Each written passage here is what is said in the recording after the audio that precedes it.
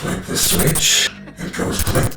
This deep dive into madness is brought to you by Epic Games and Alan Wake 2. Hello everyone. We are in phase 2 of this ARG. And I'm not saying I've gone full in, but I'm full in. And a lot of you were asking about this. You're like, Jesse, it says read between the lines. Did you scan it? We did blue light, black light, green light. All the colors of the spectrum we put on this thing. We read between the lines. We looked at what the different underlying things. There's not. I feel like this is instructions for the future. And the future is now. Because we have got boxes, new boxes, and a package of some sort. So, without further ado, let's get crazy. Because, as you know,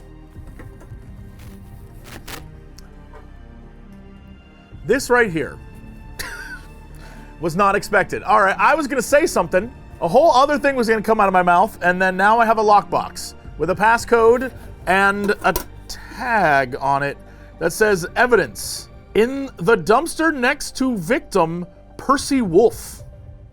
Do you think Percy Wolf is Geralt of Rivia because he was the White Wolf? Am I unlocking a whole other thing that no one else is thinking of? This is why they pay me the big bucks and don't give me the mug. Like I got the, oh, see? That, what the dinkus? This is it. There's a whole other, all right, there's a whole other package. Oh my goodness. Oh, for personal use only. Dictaphone charging cable? Dictaphone? What the hell year is this? If you've left a comment by now, that's Dickphone. I see you. I see you. As you can see, I have my board in case I need to pin anything. I've got this creepy Polaroid still with the creepy QR code in the back. But now I have one evidence, one for personal use only, one letter from the government again, this time about the Percy Wolf murder. Great, great, great. One other evidence, the dumpster next to the victims. That's another dumpster evidence. What is this? Another evidence, dumpster next to the victim. Whoever committed this crime just threw it all in one place? Not very skilled. I would have, first off, I would have cut up the body and dispersed it in different places over the course of many, many months. I would have kept everything under my floorboards and then slowly start getting rid of it in trash bags around the city so that they never really find the whole body. And then any evidence, I would just burn and like, I don't know, I go to like an incinerator somewhere and burn it all and let the clouds take it, right? And then as for the moral guilt, I would feel none of that because I would be a psychopath. That's how you get in the head of villains. Anyway, homicide. Anyway, homicide. Here we are. Oh, what the dinkus? We got a whole folder. Oh, this is going to be a thing. This is about to become a full thing. Then I have this envelope, which is the same, sharp, careful, paper cuts.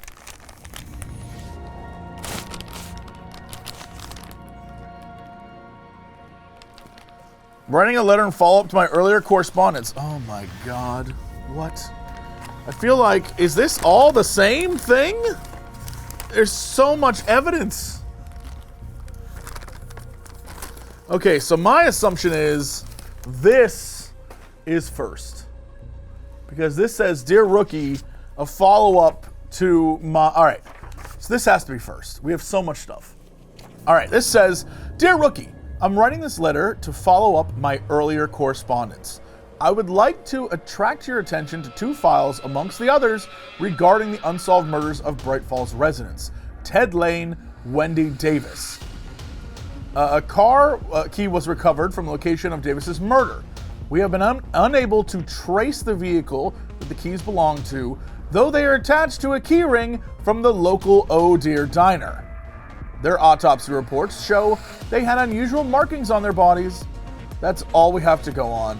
I want you to study these files with extreme care and make use of the tools you were provided with in your orientation pack. Go over it again when you've finished and keep doing so until we need you for important tasks. Okay. Ooh, a full-on map of Bright Falls. A real location with real things to look at. So I got a map. Oh, I'm no fool. Oh, I'm no fool.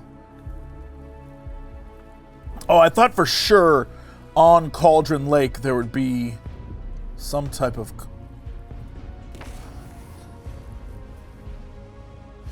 Hi. I thought for sure I discovered a secret in this corner. I thought it said black light here. And I was like, oh my god, I discovered a secret. What it was the light shining through to reveal Bright Falls. I thought I had cracked the case. I was like, oh, I'm so smart. No, not really. Okay, what is this? Evidence, bed of Cauldron Lake, Wendy Davis. Oh, okay.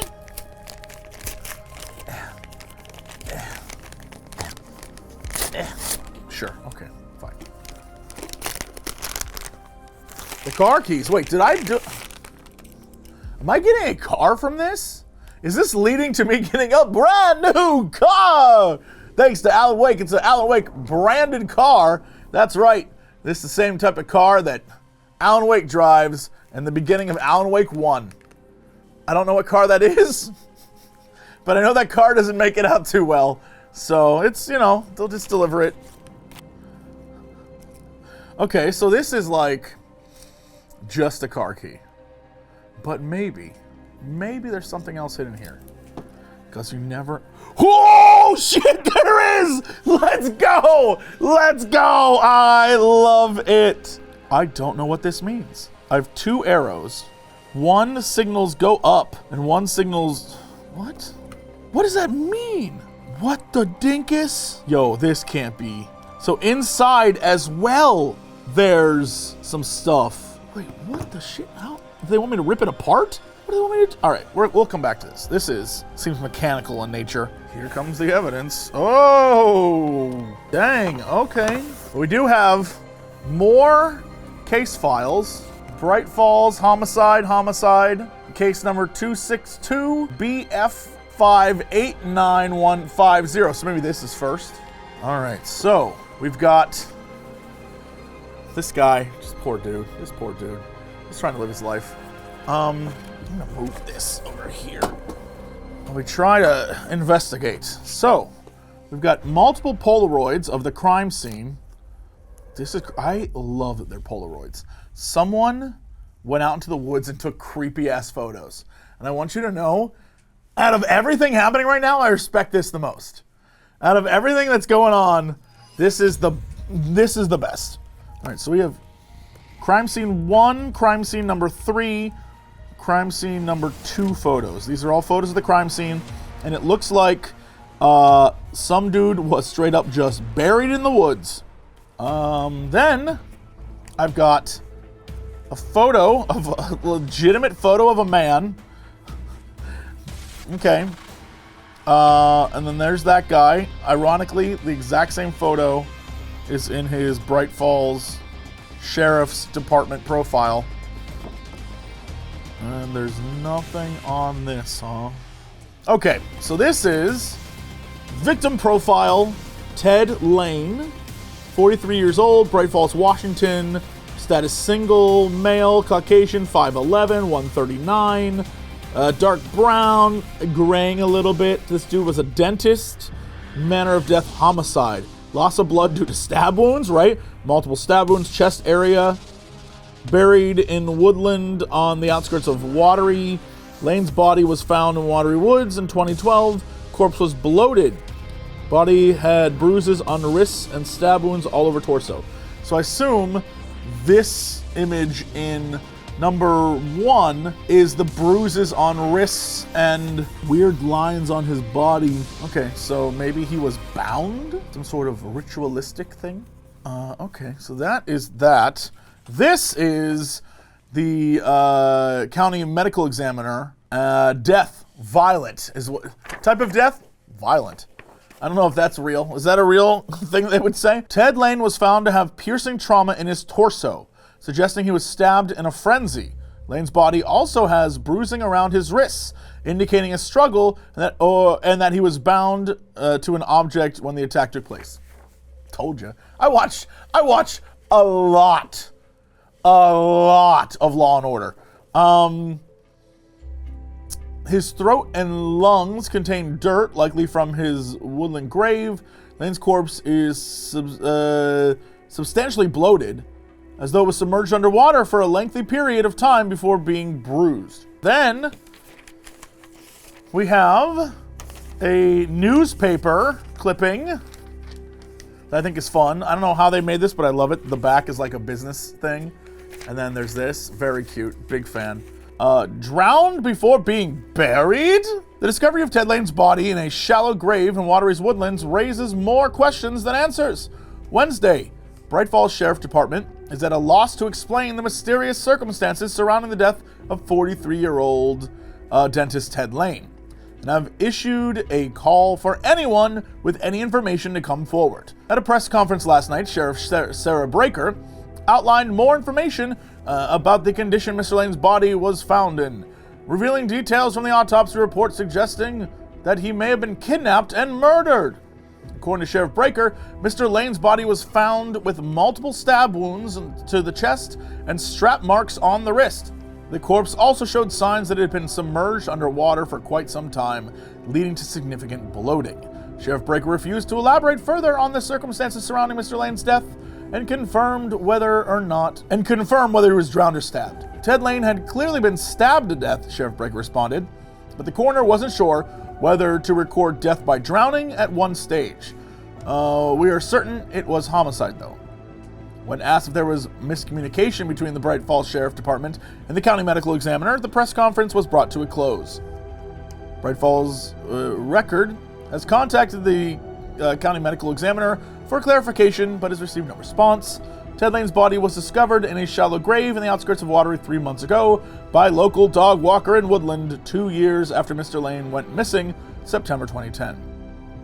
Mr. Lane was participating in Deer Fest with his friend Jay Hutanami. Sorry, Jay. He simply vanished into thin air. But where's the clue? In Bonnie's Pots and... No Bonnie's Pots and Pans clues.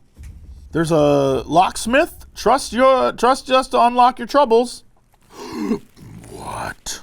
Down at the bottom there's a phone number, and I don't know if you can see it, but 348 comes up circled in blacklight. Well. The plot thickens. So the only thing of real value besides some context of that guy's life, on this, 348 is a number of importance. So I don't know how that relates to any of this. I don't know how any of this relates to anything. I'm going to really quickly scan again, and maybe there's something here, but it could be that the one thing besides context and background is that this guy's case gave us 348. 348. I know that. I recognize that. Okay.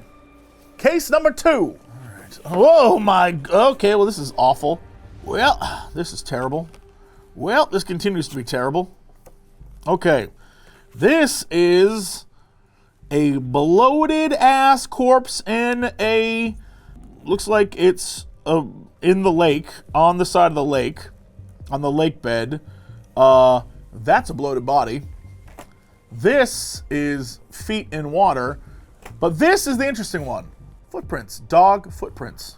Not sure what the scenario here is, but I suppose we'll find out. This young lady has gone missing, 29 years old. Wendy Davis, as we know, 29, 5'7", 102 pounds, teacher, undetermined manner of death, drowning. Wound in torso with lung, heart, and liver missing. Bloated body, bed of Cauldron Lake. Davis' body found floating on Cauldron Lake, 2018. Significantly bloated with large chest cavity, heart, left lung, liver were missing. Hi, Jesse Cox, professional, smart guy. Age, date of birth, 29 years old, 2/15/1981. Body found, 2018. That's 37, that's not 29 years old. I'm just putting it out there. I feel like this report was filed incorrectly. Just saying, she may be 29 years old. She may at one point have been 29 years old. She may have gone missing at 29 years old, but you can't say her age is 29 years old when you find a body. All right. Yeah, maybe what I'm discovering here is that they mark age of when they died rather than age of when they were found, maybe. Wendy Davis, female, age 29. They're still doing it. Kindergarten teacher. Wendy Davis' corpse suffered from considerable bloat due to being submerged in Cauldron Lake for 8 years. 37. All right. There we go. I'm not as cool as I thought. Davis's heart, left lung, and liver were missing. The length of time her body was underwater and signs of predation marks. I assume that's predator animals or various animals munching on her body. These include local wildlife caused the chest wound, subsequent missing organs. Interesting. All right, so they're saying that she drowned and that the claw marks on her body are from animals, and then the rip in her chest is because of the animals getting in to get like the good bits, I guess is what they're saying. But I don't know that I believe that based on the other murder where this dude was like, they like, you know, went after him and stabbed him and stuff in his ritual. And then we have her, oh, hold on, I gotta. Of course there's nothing. Missing, have you seen this woman? Have you seen my wife, Wendy Davis? She's 29, has dark brown hair, hazel eyes, which could be mistaken for green, and is petite.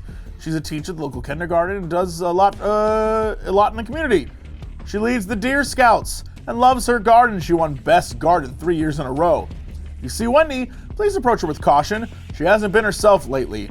Wendy's been spaced out, missing work, muttering to herself and becoming more irritable. Oh, she got by the lake, dude. One day I came home from work and she just wasn't there anymore. It's been 2 weeks now and I don't know what to do. None of her stuff is missing. Last I saw of her, she was wearing a white nightgown before bed. Okay. Big fan of this. Oh! Yes. First off, Gil Davis found not guilty. Of course he didn't do it. Secondly, in the Gil Davis found not guilty, it says in black light, the key is the key circled. And so, that's great. Gil Davis was on trial for the murder of his wife, Wendy Davis, but the jury found him not guilty after a week of deliberations. Thursday, Bright Falls resident Gil Davis cried outside courthouse when he was found not guilty. I'm just making up words now. It took the jury a week to find 34-year-old Mr. Davis not guilty of Wendy's murder, bringing the 3-month trial to a close. Speaking on the court steps after his acquittal, Mr. Davis said that he was exhausted and upset that his wife's killer is still at large. He called for anybody with information surrounding his wife's death to come forward. This brings an end to years of suffering since my arrest, Mr. Davis told reporters, but it's nothing compared to what happened to my beautiful wife Wendy over a decade ago. I cooperated with the Bright Falls Sheriff's Department from the first second, and look where I am now. Yeah, he doesn't know anything. He just said he hasn't been herself, which we already know. So the key is the key. Right. So now we have more background information. We have more stuff to go off of, and we have more clues, because the key is the key. So once again, we come back to the key. The key that has literal markings on it. Like, I don't know if it wants me to break this damn thing open. It literally says, like it looks like it says go. Stop, bro, stop this.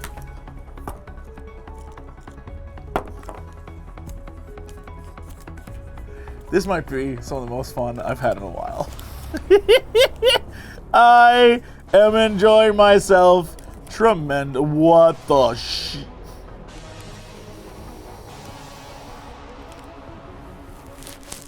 Okay, alright, gotta put on my big boy pants. We are in full cipher mode. What the dinkus? Okay, well, we got a full ass cipher of some sort. A is 1, B is 2, right, V is 22, sure. But then the thing that I'm looking at is triangles. I'm looking at triangles, which makes me think this is potentially something for the future? Like there's gonna be a puzzle in the future about this? But I don't know, because I would imagine 348 is the combination to this box. And so I guess it's still all connected. And I also have this. The map, while lovely, has nothing on it except for the fact that it's a map of getting around in the game. And then I got a new letter that says, Rookie, I've received urgent correspondence from above regarding cold case files you're working on concerning Bright Falls residents Ted Lane and Wendy Davis. A third body has recently been discovered in the area. A man named Percy Wolf, who was reported missing in 2010. A lot of this is from 2010. More details can be found in the attached case files. I've also included evidence connected with Wolf's case, including a menu from the Oh Dear Diner found by his corpse. A box was found in the scene, which is locked with a 3-digit code. Agents in more senior positions simply do not have the time to decipher the code, and they didn't want to, break open the lock. That'd be rude. Also included are dictaphone recordings from a local bird watcher who has recently been reported missing. It details their movements after they were last seen alive, and the Bright Falls case now takes a significant level of your time, Rookie. Drop everything else. You are to make this your first and only priority. Continue with your work and explore all the evidence again, just in case you missed anything. Your case board suggests that there are a tentative link between Lane and Davis's deaths. Without a more concrete link, though, the FBI is unable to act and investigate further. Solving Wolf's murder may be the missing piece we need. If you find any solid links between the deaths at all, Rookie, you must email me. We on that level of ARG. Okay, I expect an email back. All right. We have got the case file of our boy. 67 years old, born in 1956. This dude 100% got, yup. Okay, so it looks like he was thrown in the trash, but he was cut open and his arms were bound. So it looks like the whole bound arms cut open thing is a vibe.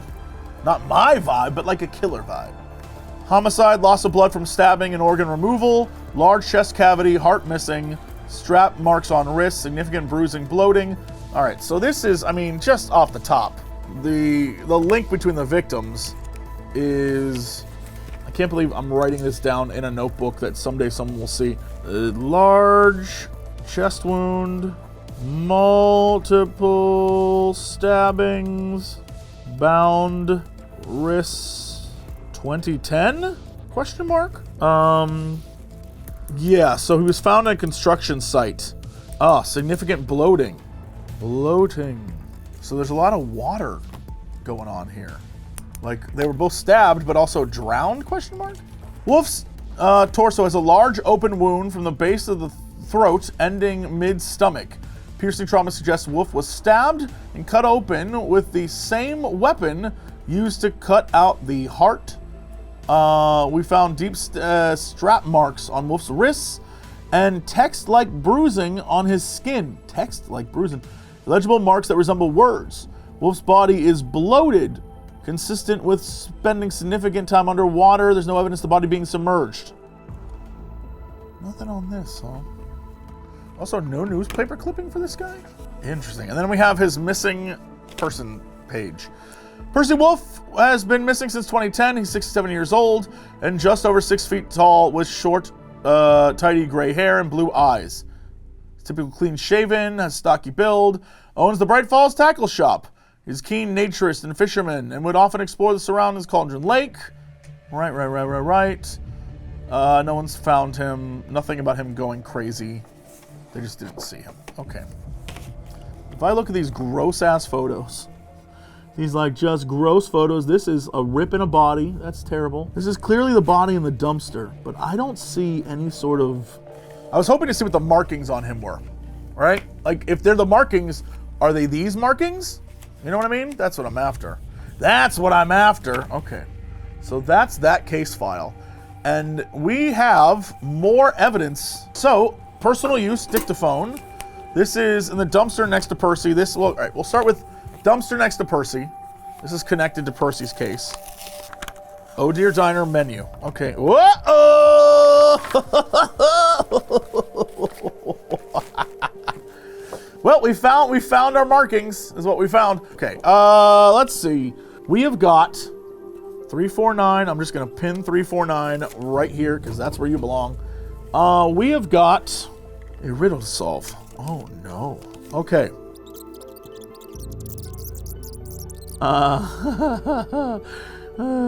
Boy, 19 is S. I don't think I've done this correctly at all.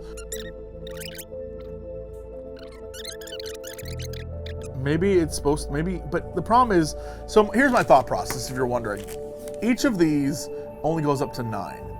Obviously, the alphabet goes higher. So in order to have a full alphabet usage, you have to combine numbers, right?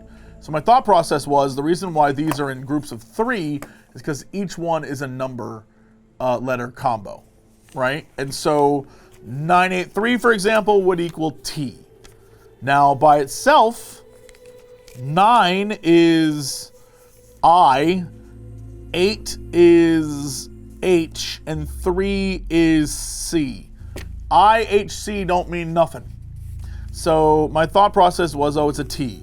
And that checks out, except that I'm clearly missing something. So we have more evidence found in the dumper. We'll get back to this. I'm not stressed. We'll get there. More evidence found by the dumpster. And in this, I'm gonna assume there's nothing in these bags that, oh yeah. Here we go. We got ourselves a dictaphone. My phone's out of battery, and I have just realized I left my power bank charging at the hotel. How ironic. Well, good job I brought my dictaphone to make my last will and testament. This is a great spot I found to camp for the night, though. Shame I couldn't spot the orange-crowned warbler in the end. Only house finches and rock pigeons. Even a Canadian goose would have been nice. I blame that drunk loser for scaring him off earlier. He might have an accident with that axe he was carrying. I mean, drinking and logging is not the safest combination. Wonderful view of Cauldron Lake, though. Oh, over there, the grass bank's all sodden. Flooding? Well, what happened to the drainage? It hasn't rained. Maybe there's a blockage somewhere around the outflow. I'll go take a look. Over and out. I've left my kit at base camp, put on my gumboots, and come down to the verge to explore. It was a nice half-hour walk, and I even managed to see some columbine on my journey. Damn shame I can't see anything on Cauldron Lake from here, though, with that fence in the way. It didn't look as obstructive from the mountainside. I mean, I'll have to think of something else to do tomorrow. I didn't realize it was this big. My bird's eye view of waterfowl will have to do. I haven't found any kind of blockage around here yet anyway. I think the outflow goes under Mirror Peak? I'm sure it does. It must go from the lake down this stream ahead and join the river by the southeast cliffs. Oh, maybe something on the other side of the peak has...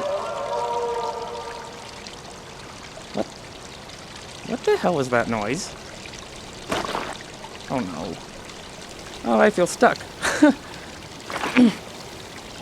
Oh, the water's rising up around my feet. Oh, damn it. I hope it isn't that drunk guy again. I'd better get out my pocket knife. And my flashlight, too. The sun only started to set a little while ago, but it's only mid-afternoon. Why is it so cold? Huh?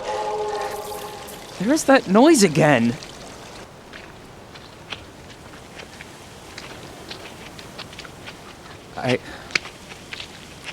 I don't like this. I'm going back to camp. Why is it so quiet? It's getting darker, but I should still be able to hear some birds chirping. Oh no, my gumboots are filling with water. What is happening? The water level's getting higher, but I'm not walking out into the lake. Am I? Oh no. Am I lost? Am I? I am. I'm stuck. Help! Help!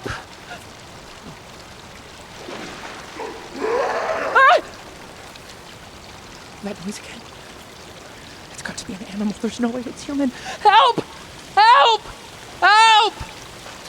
Oh God, oh God. Is that guy again? Is he coming this way? No. No. Why can't you walk properly? No! I don't want help from you! Go away! What do you want? Leave me alone! Just whatever you want, leave me alone!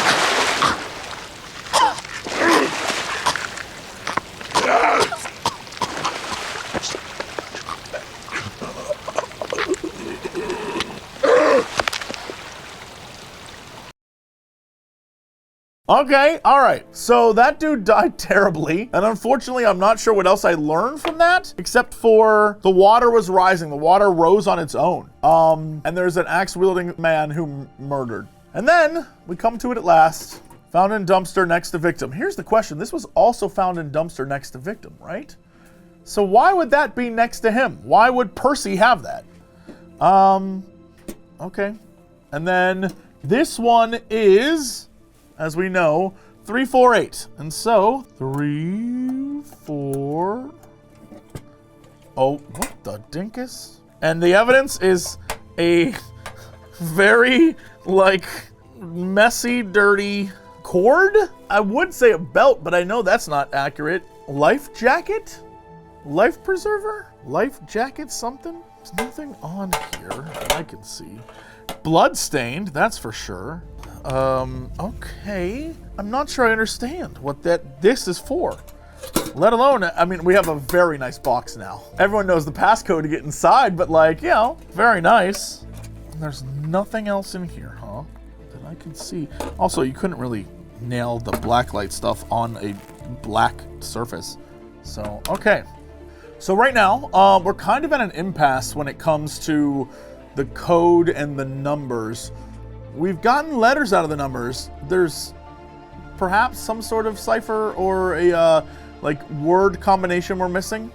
I don't quite understand the belt, but what I do know for sure is that I have the email address of my supervisor agent, and I have the information about the cases that's connected. So I'm gonna send these to the email and see what gets pinged back to me.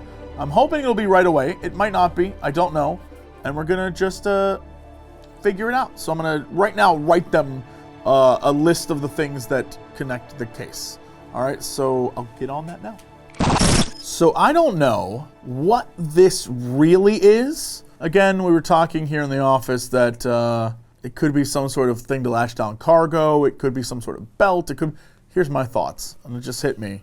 I tried to look through the images, but I didn't see anything. Could this be what was used to bound their wrists? And I wonder if that's what we have now, is the actual item that was used to hold these people down, whatever ritualistic thing happened to them. And I don't know. I don't know. This has nothing on it except for stains, and it was in a box by itself. It's the only thing in there. There's nothing on the box. There's nothing in the box besides this. And I'm not sure what that means, let alone why it was put in a box. I don't know that yet. And we've scoured everything. And I think I found what there is to find at the moment. I just don't know. I don't know. I'm hoping I'll get some more information.